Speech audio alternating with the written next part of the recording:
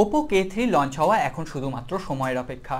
Vivo Z1 Pro এর পর কিন্তু Oppoর নতুন বাজি Oppo K1 এর সাকসেসর Oppo K3।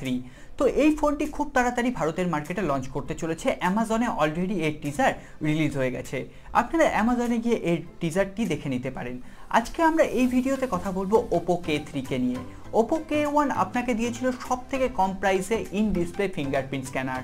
তো আমরা Oppo K3 কে নিয়ে স্বভাবতই বেশ এক্সাইটেড। দেখা যাক এতে কি স্পেসিফিকেশন থাকছে এবং কোন প্রাইস পয়েন্টে এই ফোনটি ভারতের বাজারে লঞ্চ করছে। আজকে আমরা এই সমস্ত ডিটেলস নিয়ে আলোচনা করব। এর সাথে সাথে আমরা দেখে নেব এই ফোনটি বাংলাদেশের বাজারে কবে লঞ্চ করছে, বাংলাদেশেই বা কি প্রাইস পয়েন্টে এটা লঞ্চ করছে। তাহলে চলুন আর দেরি না করে আমরা ভিডিওটি শুরু করি। ভিডিওটি যদি ভালো লেগে থাকে অবশ্যই একটি লাইক করবেন, কমেন্ট করবেন, শেয়ার করবেন এবং আপনি যদি চ্যানেল বক্সের নতুন বন্ধু হন নিচের দিকে দেখুন সাবস্ক্রাইব লেখা ছোট্ট বাটন আছে, ওটা অবশ্যই প্রেস করে দিন। সাথে সাথে বেল আইকনটিও প্রেস করতে ভুলবেন না, যাতে এই চ্যানেলে আপলোড হওয়ার নেক্সট কোনো এপিসোড আপনার মিস না হয়ে যায়। আসুন আমরা ভিডিওটি শুরু করি।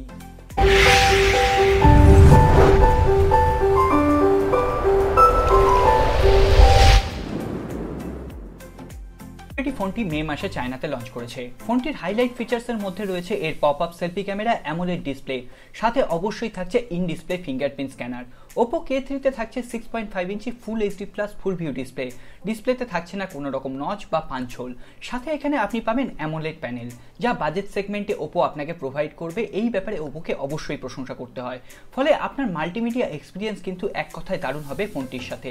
তবে কোন ধরনের গ্লাস প্রোটেকশন এতে ইউজ করা হয়েছে বা আদৌ কোনো গ্লাস প্রোটেকশন এখানে ইউজ করা হয়েছে কিনা সে ব্যাপারে এখনো পর্যন্ত কোনো রকম কনফার্মেশন নেই। এই ফোনটি বিভিন্ন কালার গ্রেডিয়েন্ট মিক্সচারের সাথে আপনি পাবেন, কিন্তু এটাতেও কোনো রকম গ্লাস বডি আপনি পাবেন না। এখানেও ইউজ করা হয়েছে পলিকার্বনেট ব্যাক প্যানেল, ফলে এটা কিন্তু একটা উইক পয়েন্ট থেকেই যাচ্ছে। ফোনটিতে থাকছে কোয়ালকম স্ন্যাপড্রাগন 7110 চিপসেট, যা একটি অক্টাকোর বেস প্রসেসর এবং 2.2 GHz ক্লক স্পিডে রান করে। আর জিপিইউ হিসেবে এখানে থাকছে Adreno 616। এটি খুবই পাওয়ারফুল এবং পাওয়ার এফিশিয়েন্ট একটি প্রসেসর। ফোনটি আপনার ডেইলি টাস্ক খুব ভালোভাবে হ্যান্ডেল করতে পারবে।